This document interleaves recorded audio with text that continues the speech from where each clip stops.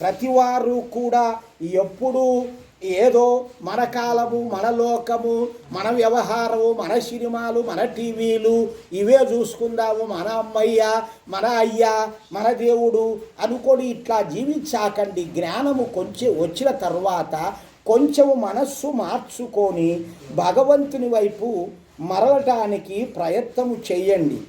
జ్ఞాన కర్మములు మరియు సత్యములను ఉపదేశించుచు సరళ కర్మలకు సత్య మార్గమును ధ్యానమునందు ఉంచుకొని జ్ఞానపుత్రుడగు మహాజ్ఞాని యజ్ఞాగ్ని యొక్క వీర రక్షణకు తపస్వి అగ్ని విద్యావేత్తయగు యాజ్ఞికుడు మేధావి పదవిని ధారణమునర్చుచు యజ్ఞ కార్యమునకు మొదటి స్థానమునిచ్చును. ముందు మనము యజ్ఞము చెయ్యాలి. ఎవరు కూడా ముందు యజ్ఞం మొదలు పెట్టాలి. చిన్న కార్యము, చిన్న యజ్ఞం. అది చేస్తూ ఉంటే దైవం మీద బుద్ధి పుడుతుంది. దైవాన్ని ప్రార్థించడానికి, ధ్యానించడానికి, జ్ఞానం పెంచుకోవడానికి అన్నిటికీ పరమాత్మ మనకు అనుగ్రహం చేస్తాడు. ఈ అగ్ని మన యాగము కొరకు సూర్యుడు, వాయువు, మరుత్తులను ద్యులోక అంతరిక్షముల నుండి యజ్ఞమునకు కొని తెచ్చును. ఈ దేవతలన్నిటినీ కూడా ఈ యజ్ఞములకు తెస్తాడంట అగ్నిదేవుడు.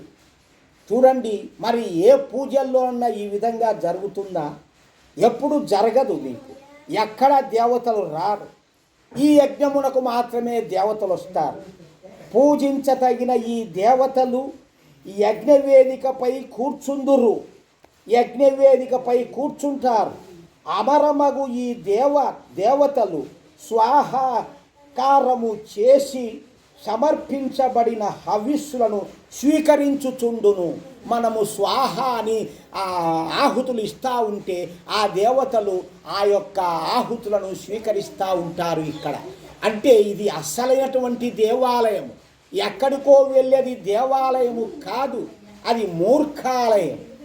కాబట్టి ఇటువంటి దేవతలు చెప్పగలిగినటువంటి ఈ ఒక్క ఆరాధనను ప్రతి ఒక్కరూ ఈ యజ్ఞము ఉపాసనము చేయవలెనని మీకు అందరికీ కూడా మనవి చేసుకుంటున్నాను. సత్యమైనటువంటి విద్య, సత్యమైనటువంటి వేదము ఎక్కడా లేదు. మరి దేవతలు వచ్చి కూర్చుంటున్నారు, అగ్నిదేవుడు పిలుచుకొచ్చున్నాడంటే మనం పిలుచుకొచ్చామా? పిలుచుకురా. ఈ యజ్ఞము మొత్తము సృష్టినంతా బ్రతికిస్తూ ఉంది. ఈ యజ్ఞము చేయడము ద్వారా ఈ దేవుడు మనకు ప్రాణశక్తులను ఇచ్చి శరీరములో ప్రాణాదులను నింపి ఎందుకు బ్రతికిస్తున్నాడు? దేవునికి ఏం గాడి పట్టిందా? మనల్ని ఆయన సుఖము ఇవ్వకపోతే మనం సుఖపడతామా? ఆహా బాగుంది అని చెప్పేసి అన్నము రుచులు చేసుకొని ఆహా ఓహో అని తింటాము. ఏదైనా కోరికలు ఆహా ఎంత బాగుంది, ఇది అంత రుచిగా ఉంది, ఇంత రుచిగా ఉంది అని ఇవన్నీ మనకి ఎవడిచ్చాడు? దేవుడు ఇవ్వకపోతే ఈ సుఖాలను పొందుతామా? పొందలేము. అటువంటి దేవుణ్ణి కనీసము మనము ఇక్కడున్నంతసేపు అయినా గుర్తుపెట్టుకోండి. ఇంటికి పోయాక ఎట్లా గుర్తుండదు, ఇడిచిపెడతారు. కాబట్టి ఆ యొక్క దేవుని పరమాత్మను మనము నమ్మి చెయ్యాలి. మీరు ఊరిక ఏదో అట్లలే ఇట్లాలే ఏదో చెప్తాంటారు, వీళ్ళకు బుద్ధి పుట్టినేటివి అని మీరు అనుకుంటారు. అది కాదు. దేవుడు ఏం చెబుతున్నాడో చూడండి. ఒక మంత్రంలో శం వాతః శం హితే గృణి శంతే భవంత్విష్టకాః శంతే భవంత్వగ్నయః పార్థివాసో మాత్వాభిషూచన్. ప్రియమైన బిడ్డలారా, ఈ విధంగా దేవుడు సంబోధించి చెప్తున్నాడు. నాచే సృజింపబడిన సకల పదార్థములు మీకు సుఖములు కలిగించుట కొరకే ఇస్తున్నాను, ఎంత మాత్రము దుఃఖము కలిగించుట కొరకు కాదు.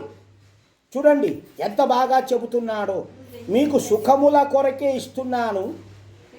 అవిద్య అధర్మాచారాల వలన మీరు మూర్ఖులై, ఇలాగా చెబుతున్నాడు. అవిద్య ఆచారాల వలన మీరు మూర్ఖులై దుఃఖముల పాలగుచున్నారు. కనుక ఆచారాలను విడిచి వేదానుకూలముగా నడుచుకుంటే స్వర్గసుఖమును పొందుతారు.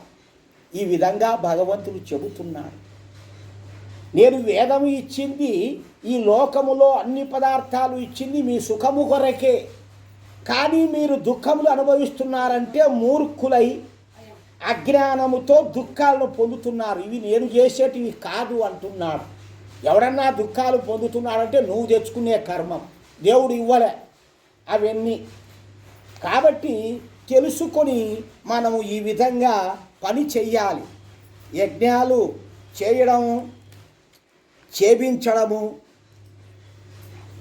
పరమాత్మ జ్ఞానము నుండి విముఖులకు మనుష్యులు సకల జగత్తునకు హాని చేసిన వాళ్ళు అవుతారు, పాపభాగులు అవుతారు. పరమాత్మ జ్ఞానం నుండి విముఖులై మాకు కాబట్టదు అనేటోళ్ళు వాళ్ళు పాపము సంపాదించుకుంటారు అని చెప్తారు. మానవులు వేద జ్ఞానము, మోక్ష జ్ఞానము ద్వారా పరమాత్మకు ప్రాప్తి చేసుకొని పరమాత్మను దుష్కర్మల ద్వారా సదా వాటిని త్యజించి సత్కర్మలను నిరంతరము అనుష్ఠానం చేసి జగమునందు సదా ఆనందితులై ఉందురు. అటువంటి వాళ్ళు మాత్రమే ఆనందముగా ఉంటారు అని చెబుతున్నారు. ఈ ఒక్క భూమి మధ్య, ఆ ద్యులోకము మధ్య ఒక్క మనుష్య ప్రాణి మాత్రమే యోగపుత్రుడు అనబడుచున్నాడు. కర్మయోగి అంటే ఎవడు? యజ్ఞములు చేసేవాడు మాత్రమే కర్మయోగి. అటువంటి వాడు మాత్రమే భక్తుడు అనుచున్నాడు. వేదములో ఈ విధంగా చెబుతున్నాడు. ఒక యజ్ఞము చేసేవాడు కర్మయోగి అయినటువంటి వాడు ఈ భూలోకముకి ద్యులోకముకి మధ్యలోనున్న మానవులు. ఈ మధ్యలోనున్న ఒక్క యజ్ఞం చేసే మానవులు మాత్రమే ఈ యొక్క భగవంతుని కృపకు పాత్రులగుచున్నాడు అని చెబుతున్నాడు. ఎంత గొప్ప కథ! అటువంటి జ్ఞానము మనకు తెలిసింది, మనకు ఇచ్చాడు ఆ పరమాత్మ అంటే మనము ఆలోచించాలి ఎందుకు ఇచ్చాడు అని. కాబట్టి ఇటువంటి ఒక పాత్ర, ఈ కర్మయోగి పాత్ర ఒక్క వేద జ్ఞానము ఎరిగిన వానికే వస్తుంది, కానీ ఇతర వానికి ఎవ్వరికి రాదు, ఎవరికి కూడా రాదు. కాబట్టి అటువంటి జ్ఞానాన్ని మనము పొంది ఆ జ్ఞానములో ఉండినటువంటి ఆచారాలను ఆచరిస్తూ మన జీవన విధానం సాగాలని కోరుకుంటున్నాను. ఆ భగవంతుని ప్రార్థిస్తూ ఈ విధంగా ఇంతటితో విరమిస్తాను. ఇంకా ఎందుకు